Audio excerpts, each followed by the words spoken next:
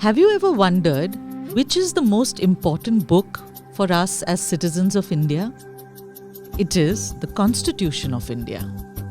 This book details the critical role and responsibilities that we hold as citizens. It is the source of all our fundamental rights. It is, without doubt, a powerful document that impacts every single aspect of our lives. But did you know that it is also one of the most beautiful? Let us take you on an artistic journey through its pages and show you why we say this. Let's start by looking at the cover and back page of the original copy of the Constitution. It is decorated by forms of the mural paintings of the Ajanta caves in Aurangabad in Maharashtra. I am sure we are all aware of India's national emblems.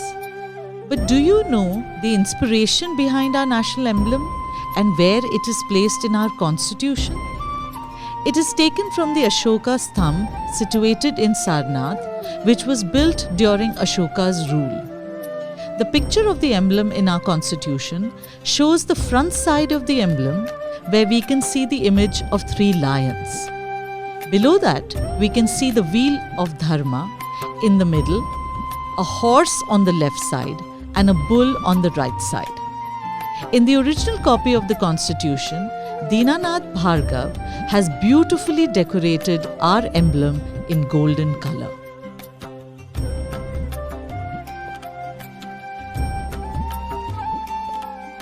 The preamble of the Indian Constitution is considered to be the soul of the Constitution.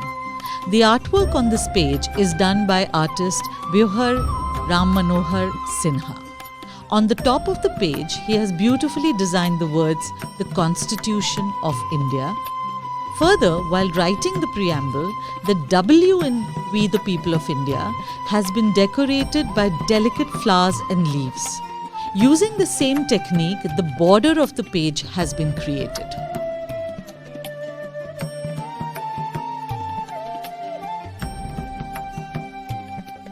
The content of our Constitution has been divided into 22 parts. It is interesting to note that the beginning of each part has been decorated with Indian miniature paintings, and the borders of these pages have been created in a unique way. Let us take you through the artwork present in our Constitution, part by part, and experience this art together. The first part of the Constitution contains a painting of the bull seal from Mohenjo-daro civilization. This showcases a zebu bull and inscriptions of those times. The artwork on this page has been done by Kripal Singh Shekhawat. The artwork of the second part of our Constitution is inspired by the Vedic period. It showcases visuals of an ashram, sages, and yagna from the Vedic period, giving us the sense of society at that time. The painting at the beginning of part 3 of the Constitution has been created by Nandlal Bose's daughter, Jamuna Sen, an artist of Shantiniketan. In this painting, we can see a visual of the times in Ramayana, where Ram and Lakshman are returning from Lanka along with Sita. Notice the intricacy of the artwork shown here.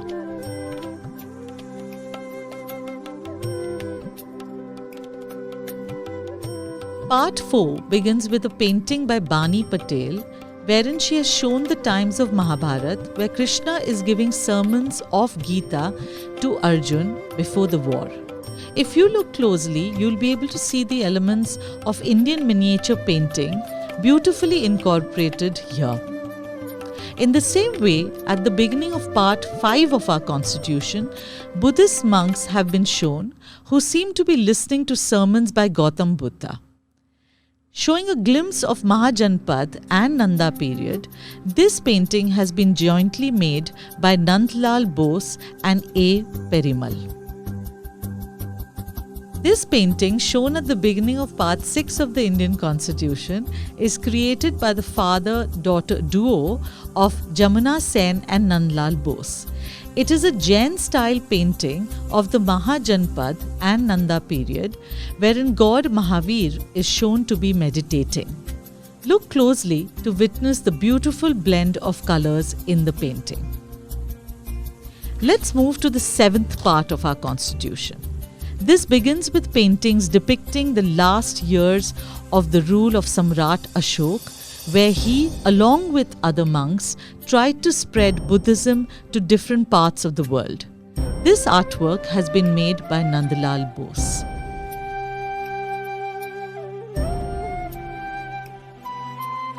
In the next part, we can see the evolution of painting in the Gupta period. Interestingly, the Gupta period is considered to be one of the most artistically rich eras in ancient Indian history, and the same is intricately depicted here by Kripal Singh Shekhawat. On a closer look, we can see a flying god or yaksh adorning beautiful jewels, which tells us of the effort taken by artists to paint each detail. Can you notice any difference in the visuals of this painting? This is actually a visual of Vikramaditya's court, a great ruler of the Gupta dynasty. This artwork has been made by Nandlal Bose, wherein he has elaborately painted a scene from Vikramaditya's court, showing people from his dynasty and artists with their musical instruments.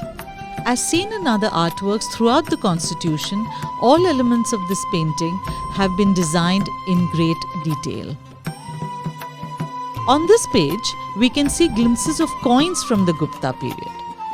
At the beginning of this era, coins had inscriptions of kings and queens, which have been depicted in this artwork.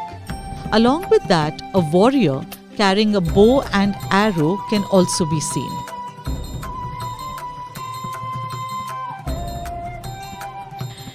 In a similar way, part 10 of our constitution begins with the painting by Nibedita Bose, wherein visuals of Nalanda University have been shown. The painting very well highlights the architecture of the university. The depiction of birds flying in the sky and several students deep in discussion breathes life into this painting. Moving ahead, at the start of part 11 of the constitution, we can see a sculpture from Odisha, which is from the medieval period. Here we can see horses, people, and an odd-looking creature, all adorning ornaments. Isn't it fascinating that such minute details have been kept in mind while creating this artwork? Don't you think these details make these paintings exquisitely stunning? Does this painting on the part 12 of our constitution seem familiar to you? This is the famous painting of Natraj in Abhay Mudra. In this painting, we can notice that the Natraj is surrounded by flames on all sides. And along with this, we can see a swastika seal on the right side. This painting, with all its delicate detailing, has been done by Gauri Bhanja. The next masterpiece is painted by Nandlal Bose at the beginning of part 13 of our constitution.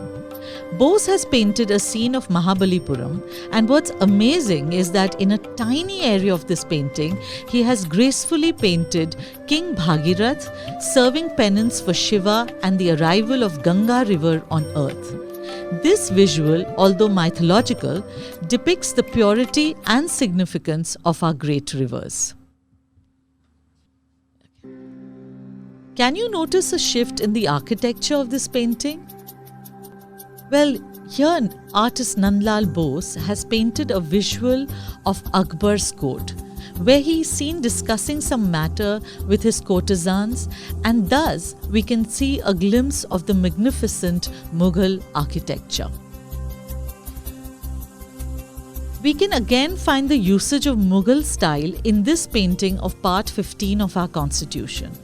This artwork has been decorated by Dhirendra Krishna and Nandlal Bose, wherein the portraits of Chhatrapati Shivaji Maharaj and Guru Gobind Singh have been painted.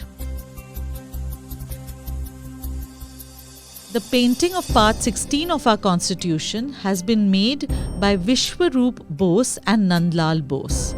Here we can see that the artists have painted the two most important Indian personalities of the mid-19th century, Rani Lakshmibai and Tipu Sultan.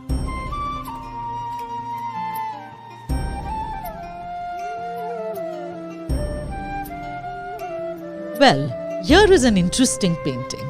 Here we can see Mahatma Gandhi walking with his stick. Notably, a very important event of our freedom movement, the Dandi March, has been showcased in this artwork, where artist Bani Patel has painted the first day of the march, which was started by Gandhiji on 12th March 1930. As we all know, after our independence from around 200 years of British rule, India was partitioned. This period of history is marked by traumatic events, and here in this painting, in part 18 of our constitution, Nandlal Bose has shown Mahatma Gandhi stepping in as peacemaker between villagers after riots. Can you notice the intricate manner in which this artwork has been made? The scene is so minutely depicted that its interpretation becomes so easy and real. Netaji Subhash Chandra Bose has been shown at the starting of part 19 of our constitution. In this painting, we can see Netaji in uniform along with other sepoys. This painting depicts that our freedom struggle was not limited to the boundaries of our country. Rather, Netaji and other freedom fighters were carrying the fight beyond our country's geographical borders. And welcome to one of the most beautiful artworks of the Constitution. This painting of the Himalayas in part 20 of our Constitution showcases the use of distinctive colors which enhance the entire artwork. And the style of the painting is so fascinating. Next up, we see a marvelous image showing a caravan of camels in a desert. This comes in to show the diverse landscapes of the Indian subcontinent. This artwork has been painted by Nivedita and Nandlal Bose. Interestingly, the artwork in the last part of the Constitution has been made by a team of 3 artists: Gauri Bhanja, Nandlal Bose, and an artist who signed Jab Ha in the Devanagari script. In this painting, we can see the waves of the ocean, a boat, and people sitting on the boat. Do you think this painting depicts the unpredictable nature of life and our journey through it? Let's conclude this unique and fascinating journey of the artwork in the Indian Constitution. Given that it took almost 4 months to decorate the most important book of our country, all the artists had conducted extensive research to bring excellence in each artwork. And in the process of the creation of each artwork, all artists not only kept the history and culture of our country in mind, but also used different art styles depicting cultural diversity and inclusivity. Many artists even travelled to the places from where the artwork was connected, bringing authenticity and depth to their work. Clearly, a lot of thought has been put in each painting by the artists.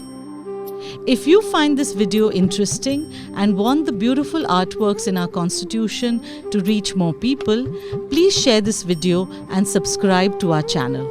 Thank you for watching.